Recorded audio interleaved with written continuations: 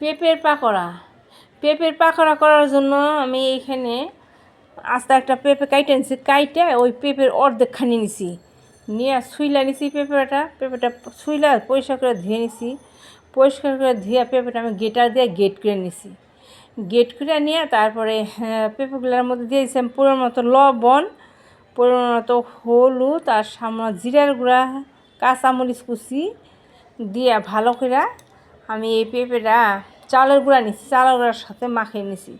মাখিয়ে কড়াইতে তেল দিছি। তেলটা যখন আমার গরম হয়ে গেছে তখন আমি এই ছোটো ছোটো করে পেঁপের পাকোড়াগুলো বানিয়ে নিলাম।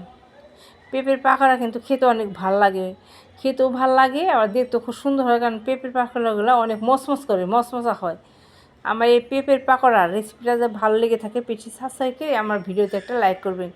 আর এরকম করে ছোটো ছোটো করে পেঁপের পাকোড়া বানিয়ে খেয়ে দেখবেন ভালো লাগে। খেতেও যত ভালো লাগে, একদম মচমচ করে, হ্যাঁ, দেখতেও কিন্তু সুন্দরই লাগে পেঁপের পাকোড়া।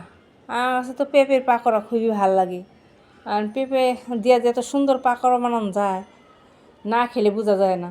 পেঁপের পাকোড়া খেতে